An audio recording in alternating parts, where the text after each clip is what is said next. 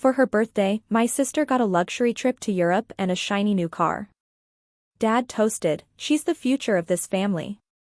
I got a $1 keychain and a speech about working harder. I didn't fight back. I just quit running my dad's business and walked out that night. A month later, it fell apart, and they finally saw who'd been holding it all together.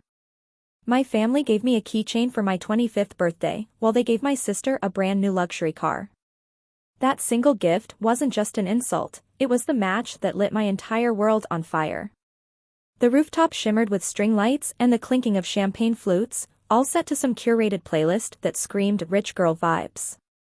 Everyone was dressed to the nines, fawning over my sister, Scarlett, who glowed in a custom Parisian silk dress. I stood near the back, nursing a drink, feeling completely out of place in my office button-down. Birthdays had always been a stark reminder of where I stood in my family's unspoken hierarchy.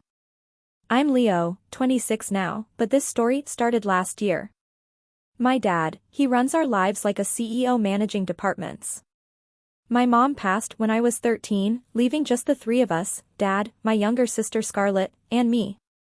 Scarlett, now 22 and fresh out of college, was always the future.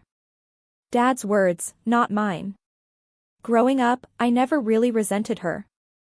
She was the baby, and after Mom died, Dad coddled her like she was made of glass. A tear from Scarlett meant rules bent, a pout meant she got what she wanted. Me? I was told to man up. I remember breaking my wrist in high school football, and Dad just told me to stop being dramatic because Scarlett had had a hard week. It wasn't malicious at first, just wildly imbalanced. But as we got older, that imbalance turned ugly. When I graduated college, Dad roped me into his logistics company, a moderately successful venture he'd started in the 90s. Nothing fancy, but steady. I started at the bottom, by choice, no handouts. I built software tools, streamlined invoicing, negotiated better contracts, the kind of invisible work that made everything run smoothly. I didn't want praise, just results. Dad never said thank you. Not once. Yet, he'd brag to his friends that the company practically runs itself now. Sure, Dad, like magic. Scarlett, though, she bounced from passion to passion. Fashion designer, travel influencer, wellness coach. Dad funded every phase. A professional camera for a YouTube channel that lasted 2 months, a flight to Maui for a content retreat, a 6-month self-discovery trip through Europe. She came back with a boyfriend from Denver and a new plan, an eco-friendly luggage line. Guess who covered the startup costs? Don't get me wrong, I wanted Scarlett to succeed. But every time she stumbled, Dad threw monopoly money at her, while I was working 70-hour weeks keeping his company afloat. I hadn't taken a vacation in 3 years, not even a sick day. When I got sick, I worked from home with a fever. Dad said, "That's the kind of dedication this family needs." For a moment, I actually thought he meant it. Then came Scarlett's birthday. Dad always threw these lavish parties for her, catered, live music, custom cakes. This year, it was that downtown rooftop venue. After a while, Dad clinked his glass. He always gave speeches, but this one felt different. "She's the future of this family," he beamed, raising his glass to Scarlett. A visionary, a creator, someone who doesn't just follow paths, she makes them. I've never been prouder. The crowd clapped. Scarlett smiled like she was accepting an Oscar. I waited. Waited for him to pivot, to say something like, "And let's not forget Leo, working hard behind the scenes." But he didn't. He just moved on. That was it. Later, things died down. Dad pulled out keys and handed them to Scarlett. "It's waiting outside," he said. "Happy birthday, sweetheart." She shrieked, hugged him, and ran off with her friends to see her new Audi, parked proudly with a bow. I watched through the window as she bounced up and down. Then Dad turned to me. "You should think about working harder," he said, not unkindly. "You've hit a bit of a plateau. Don't get comfortable." He reached into his pocket and handed me a small box. Inside was a silver keychain shaped like a gear. On the back, it read, "Grind now, shine later." I stared at it. "That's your birthday gift?" someone nearby asked. Dad chuckled. "Well, it's motivational. That's worth more than a car, right?" Everyone laughed. I didn't. I just nodded, slipped the box into my pocket, and walked outside for air. In that moment, something clicked. Something that had been cracking quietly for years finally snapped. I wasn't angry yet, just hollow. Like I'd finally realized a truth I didn't want to admit: no matter how much I gave, it would never be enough. Not for him. Not compared to her. That was the night I decided I was done. Not just with the party, or Dad's empty gestures. I was done being the silent engine behind his empire. Done being invisible. I didn't tell anyone. I didn't make a scene. I just slipped out the back, went home, and spent the rest of the night staring at the ceiling, thinking about all the ways I'd propped up a man who saw me as a spare part in a machine he didn't understand. The next morning, I walked into the office, cleared my desk, and left a resignation letter in his top drawer. I didn't say goodbye. I didn't answer his calls the next day, or the day after. I disappeared, and let the cracks I'd been patching for years finally start to show. That was just the beginning. What happened next? Let's just say the house of cards came down faster than I expected, but I'll get to that. The silence after I left was louder than I expected. My phone buzzed plenty the first week, missed calls, messages from Dad swinging between confused and condescending. One just said, "If you're having a midlife crisis at 25, you should talk to someone. You're needed here." Another read, "Scarlett says you're being dramatic." I agree. Let's talk like men. I didn't reply. Not once. I'd spent too long pretending this was normal, pretending I was just sensitive. That if I worked harder, longer, better, maybe I'd finally earn the basic recognition I gave up asking for years ago. But after that birthday party, something in me shifted. I stopped craving his approval.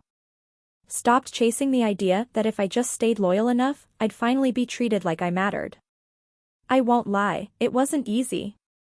For the first time in my adult life, I wasn't waking up to a packed calendar. No emails, no fires to put out, just quiet. At first, it was disorienting. I walked around my apartment like a stranger in my own life, wondering if I'd made a mistake. But then I started breathing again. Actually sleeping. Meanwhile, I heard murmurs from former coworkers I still had on LinkedIn. Whispers of unpaid invoices, missed shipments, restless clients. I watched from a distance as the tiny machine I'd kept oiled began to stutter and stall.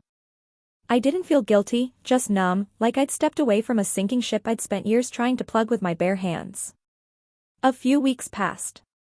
Then one afternoon, I got a call from Mr. Hayes, one of our oldest and most important clients. He didn't know I'd left. He thought I was still running logistics. Said he'd been trying to reach the office for days, getting vague promises with no follow-through. He sounded frustrated, tired. "You're the only one who ever knew what was going on over there, Leo.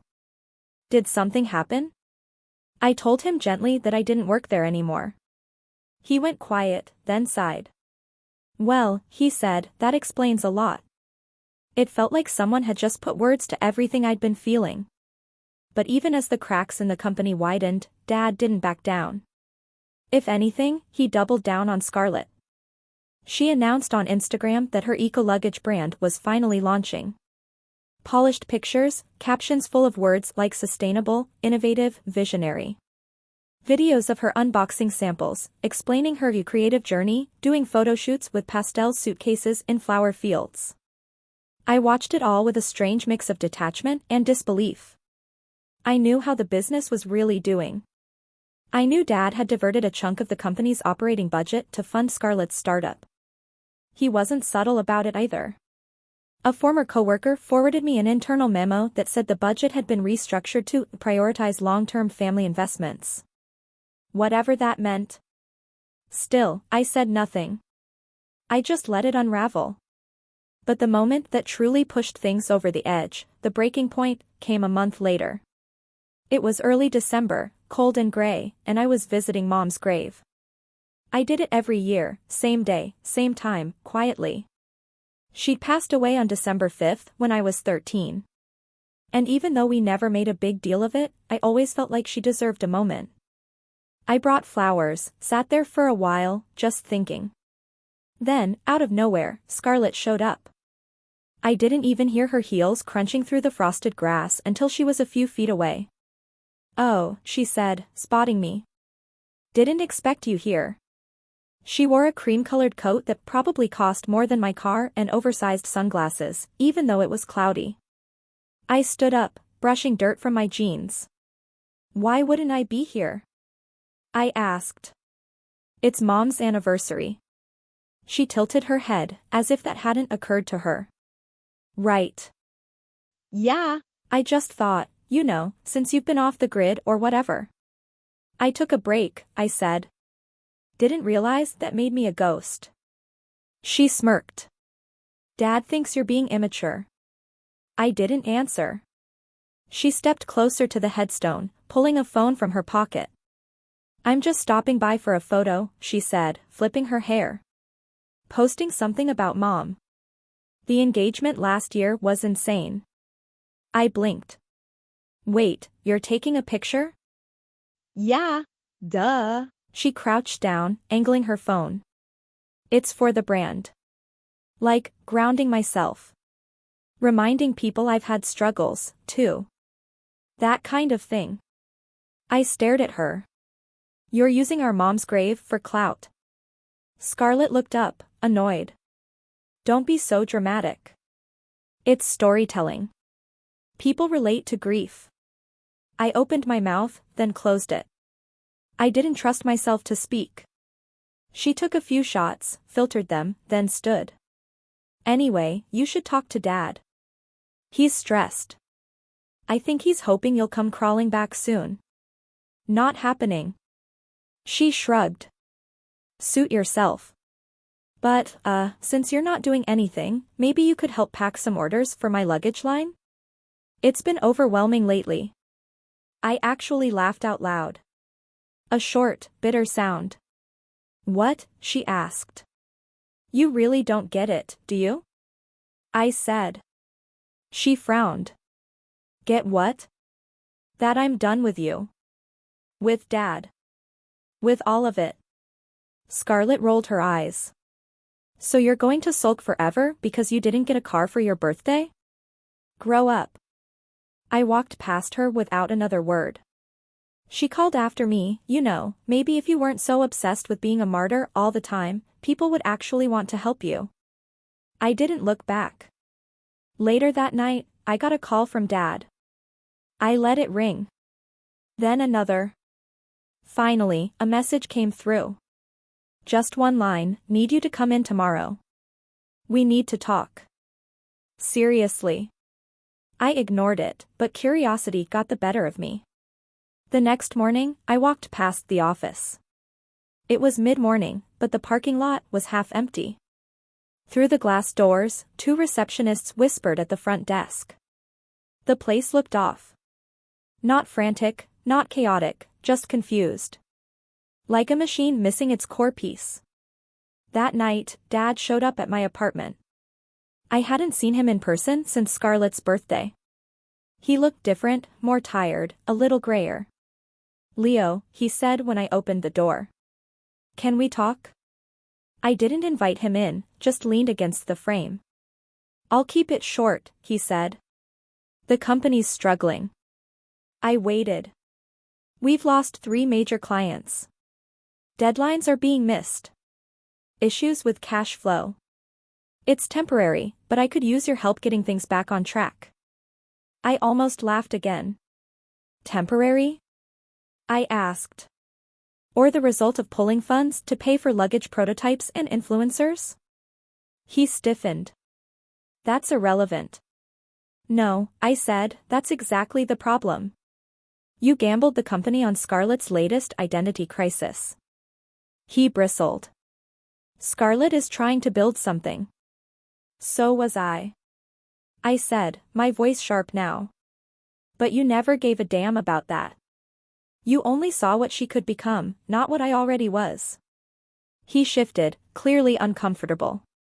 This isn't about favoritism, is it? I asked, stepping closer. When she got a car and I got a lecture, when she got a team and I got told to grind harder, when she gets to post about grief and I'm expected to quietly clean up everyone's messes? Dad didn't respond. I'm not coming back, I said finally. Not to save your business, not to patch your mistakes, and definitely not to help Scarlett ship pastel suitcases to influencers in Miami. His jaw clenched. You're making a mistake. No, I said, I finally stopped making them. He stood there for a long moment, then turned and walked away. I shut the door and stood in the hallway, heart pounding. That was the night I decided to stop waiting for an apology and start planning something else, something bigger. Because watching them scramble was satisfying, but I wasn't done yet. Not even close. I'd love to say I felt triumphant after that night. That telling my dad off in the hallway of my apartment gave me some deep catharsis. But the truth is, I didn't sleep much.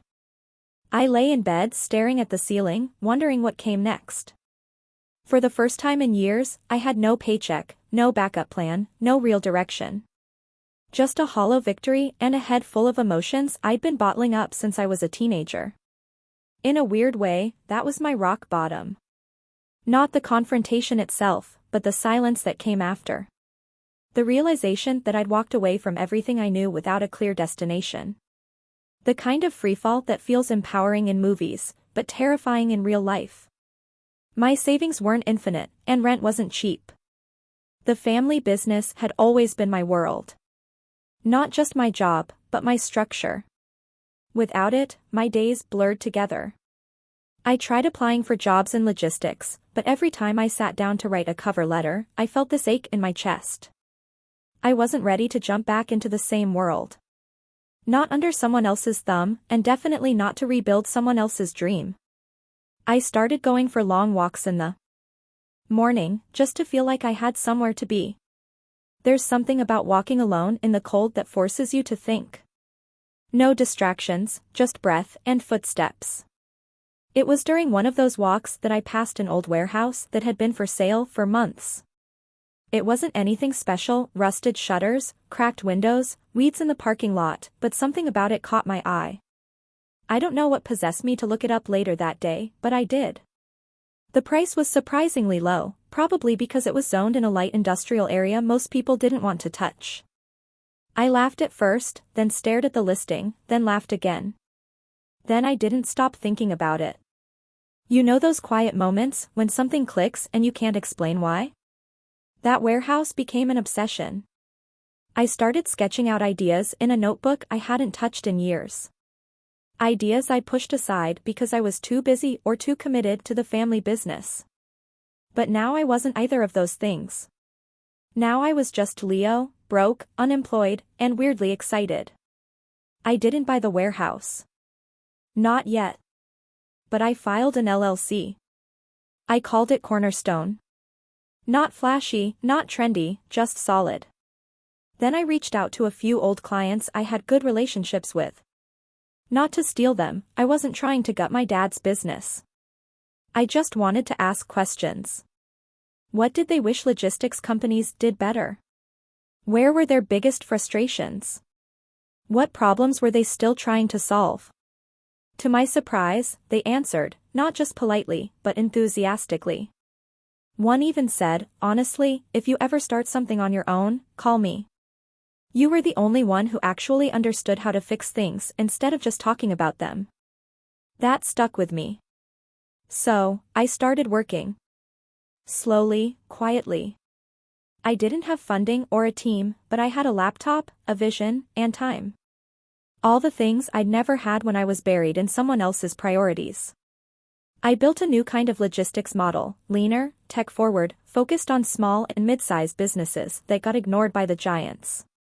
I designed it to be flexible, personalized. I wanted every client to feel like they were the only one on the roster. I spent the next few months living frugally. No more takeout, no more Friday night drinks, no new clothes, just sweat, planning, and code. I converted my second bedroom into a makeshift office and set rigid hours for myself. I wasn't working for my dad anymore, but I wasn't going to slack off. This time, it was for me. I launched the Cornerstone beta in late spring. Quietly. No press, no grand opening, no dramatic social media post. Just a handful of early clients and a promise, we'll handle the heavy lifting. You focus on what you do best. And people responded. Not in droves, but enough. Enough to pay the bills. Enough to breathe again. A month in, I got an email from Mr. Hayes, the old client who'd called me during the first wave of my absence. He'd heard I was back in the game and asked if I'd be interested in taking on one of his new contracts. I was. That contract turned into 2, then 4. Cornerstone wasn't flashy. It wasn't viral. But it worked because I cared, and because I knew what it felt like to be treated like a cog instead of a person. For the first time in my adult life, I felt proud of something that had my name on it. Meanwhile, I heard things about my dad's company through the grapevine, mostly more clients dropping, staff leaving, something about a bad shipment deal in Dallas that cost them thousands. Scarlett's luggage line quietly shuddered. Apparently, she never figured out the actual supply chain side of things and didn't want to deal with the boring back end. Last I saw, her Instagram had shifted to self-growth content and inspirational quotes over filtered sunsets. I didn't celebrate their failures, but I didn't mourn them either. One morning in July, I got a call from my cousin Ethan. He used to work in sales at my dad's company but had quit a few weeks after I did. "You free for lunch?" he asked. "I have a story you're going to want to hear." We met at a tiny sandwich place near my apartment. Ethan looked tired, but relieved. "They're hemorrhaging," he said, biting into a meatball sub. "Like, full-on spiral. Your dad's been trying to act like it's just a rough quarter, but the books are brutal. Half the office knows it's only a matter of time." I nodded, sipping my coffee. I figured as much. "But that's not the story," he added. "You'll love this part." He leaned in. "Your dad had a meeting with the bank last week. Trying to renegotiate some loans. He brought Scarlett." I raised an eyebrow. "She tried to pitch herself as a co-CEO," Ethan said, grinning. "Talked about her visionary leadership and creative brand synergy. The banker asked her to explain the company's quarterly losses, and she just froze, completely blank. Then started talking about TikTok trends. I couldn't help it. I laughed hard." Ethan chuckled too, then sobered. "Honestly, I think he thought you'd come back by now. That you'd bail him out again. He doesn't know what to do without you." That hit deeper than I expected. "He ever talk about me?"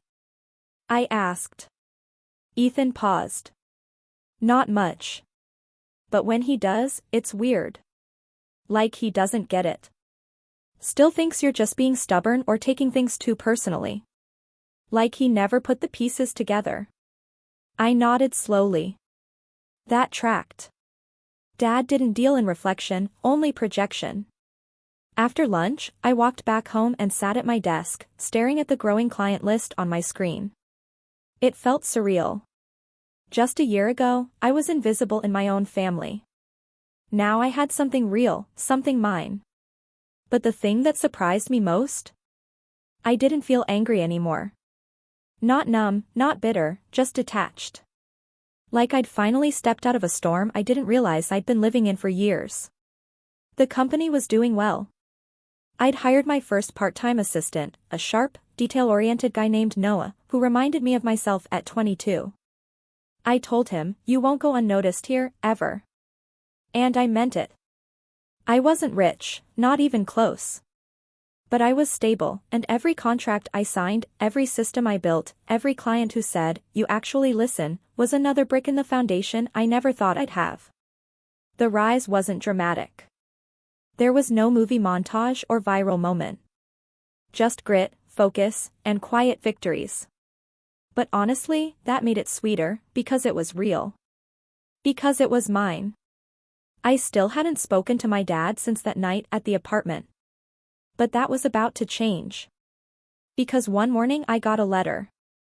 Not an email, not a text, a printed letter in a manila envelope, hand-delivered. It was from my father's lawyer. And it wasn't an invitation to talk. It was a request. No, a plea. And what it said inside made my stomach drop. The envelope was thick, heavier than you'd expect for a simple letter, with my name typed neatly on the front. No return address, no branding, just a single word in the bottom corner, confidential. I stared at it for a long time before I opened it. Something about the way it was hand-delivered unsettled me. This wasn't a casual note. This was orchestrated, deliberate. A move. Inside was a neatly typed document on legal letterhead from my father's longtime attorney, Arthur Blackwood. A man I'd only met once years ago during a client dinner, where he spoke more like a PR rep than a lawyer. The letter opened formally, as if this was just a matter of professional interest. Dear Mr. Leo Miller, it read. I am writing on behalf of your father, Mr. Raymond Miller, regarding an urgent matter pertaining to the continued viability of Miller Logic Incorporated due to a series of unfortunate financial downturns. Mr. Miller is requesting a confidential meeting with you to discuss a potential strategic partnership or transitional advisory role within the company. The meeting is proposed for Thursday, 11 a.m. at the Blackwood & Associates offices. This conversation will remain strictly off record unless mutually agreed otherwise. Please RSVP no later than Tuesday at 4 p.m. Best regards, Arthur Blackwood, ESQ. I let the letter fall onto my kitchen table and just sat there. A strategic partnership. After a year of silence, after I'd walked away with nothing, after he'd doubled down on Scarlett and all but pretended I never existed. Now he wanted my help. No, not just help, a private meeting, a plea for assistance disguised as a business transaction. I should have thrown it away, but I didn't. I spent the rest of that day pacing around my apartment. Not angry, just calculating. Because here's the thing about someone like my father, when he gets desperate, he gets sloppy. And if he was sending letters through his lawyer instead of picking up the phone himself, it meant he'd already burned his last match. This wasn't just a business problem anymore. It was survival. And somewhere along the line, the man who used to make me feel like I owed him my entire future now found himself on the edge. And I was the only person left with the tools to fix it. But I wasn't going to fix it. I was going to end it. Not with a tantrum. Not with some flashy revenge stunt. No. With precision. With leverage. With finality. I pulled out the old notebooks I'd used in the early planning days of Cornerstone. Tucked between budgeting spreadsheets and vendor lists were notes I'd made in the months after leaving Miller Logic, scattered thoughts about client complaints, internal weaknesses, regulatory risks Dad had ignored for years. Things I'd once jotted down just to get them out of my head. Now they looked like blueprints. Over the next 2 days, I pieced together everything I knew. I made lists. Vendors he underpaid. Clients he overpromised. Employees he bullied. Government contracts that had lapsed. A warehouse lease in Boise that was being paid double market rate, probably due to some backdoor deal with a contractor friend of his. Every page I turned reminded me how long I'd kept that sinking ship afloat. I started making calls. Not malicious ones, not yet. Just quiet check-ins. First to Noah. How do you feel about expanding operations? I asked. He was thrilled. Said he'd been waiting for the green light. Then to Mr. Hayes. Hypothetically, I said, if Miller Logic was on the verge of collapse, would you consider transitioning the rest of your logistics work to Cornerstone? Yesterday, he replied. By Wednesday morning, I had a list of clients who'd already peeled off from my father's company, and a second list of those who were looking for the exit door, if only someone pointed the way. I compiled all of it into a folder labeled Ace in the Hole. Then I confirmed the meeting. Blackwood's office was in a downtown tower with mirrored windows and an air of old money. I dressed simply, dark blazer, no tie, clean-shaven. I wanted to look like someone you'd take seriously, but not someone trying to impress you. The receptionist smiled, buzzed me in, and directed me to a long, glass-walled conference room. Dad was already inside. He stood when I walked in, an old habit, one of the few manners he'd never shed. He looked thinner, paler. His suit hung on him like it was a size too big. For the first time in my life, my father looked tired. "Leo," he said, nodding. "Thanks for coming." I didn't respond. Just sat down across from him. Blackwood followed close behind, briefcase in hand. "Let's get started, gentlemen." They launched into a presentation, more of a plea dressed in bullet points. Revenue decline, 38%. Client retention, down 24%. 2 warehouse managers had quit in the past month. Their primary software was outdated, buggy, and I knew exactly why. I'd built half of it. The guy they'd hired after me tried to modernize things by rewriting core scheduling logic. It broke the back end, caused cascading failures, and now shipments were disappearing into black holes of pending dispatch. By the time they finished their pitch, I hadn't said a single word. Blackwood folded his hands. "Your father is offering a limited-time equity package. Should you agree to come on in a transitional executive role?" "No," I said. Dad blinked. "You haven't heard the offer yet." "I don't need to." He sat back, mouth tight. I pulled out the folder. I brought something, too. Inside were 2 neatly stacked documents. The first was a list of every known client I had proof was already shopping for alternatives. The second was a proposed partnership outline, not for Miller Logic, but for acquiring its remaining assets under a cornerstone expansion. Dad stared at the pages for a long time. "What is this?" he asked. "A lifeboat," I said. "For the parts worth saving. The brand's done. The leadership's a joke. But the infrastructure, the warehouses, the logistics network, that has value. And I've built a better system to manage it." He didn't respond, just sat there, nostrils flaring. Blackwood leaned forward, scanning the top page. "So, you're proposing a hostile acquisition?" "No," I said calmly. "Hostile would be me calling every one of your vendors and clients tomorrow and telling them how unstable your operations are. This is mercy." Dad's eyes locked on mine. "You think you can take what I built?" he hissed. "I already did," I said. "You just haven't accepted it yet." The room went silent. Eventually, Blackwood cleared his throat. "We'll review and respond within 72 hours. I nodded. "That's generous, but the offer expires in 48. I stood, buttoned my jacket, and walked out without looking back. Outside, the air felt cooler, lighter. It was the first time I'd ever truly felt taller than my father. The next 48 hours were a blur of calls, contracts, and contingencies. I didn't know how he'd respond. I honestly expected rage, retaliation, maybe even an attempt to smear me in the industry. But what came next surprised me more than anything he'd ever done. And that is when the real game began. He didn't respond within 48 hours. That, in itself, told me everything. My father was many things, proud, egotistical, commanding, but above all else, he was stubborn. I knew he would wait past the deadline just to see if I'd flinch. He'd always believed he was the immovable object and that the rest of us were meant to revolve around him. What he didn't understand, what he never understood, was that I'd already moved on. The moment I walked out of that birthday party, I stopped orbiting his world. And by the time I made the offer in Blackwood's conference room, it wasn't a negotiation. It was a courtesy. So, when the 48 hours passed without so much as a call, I didn't wait. I made my move.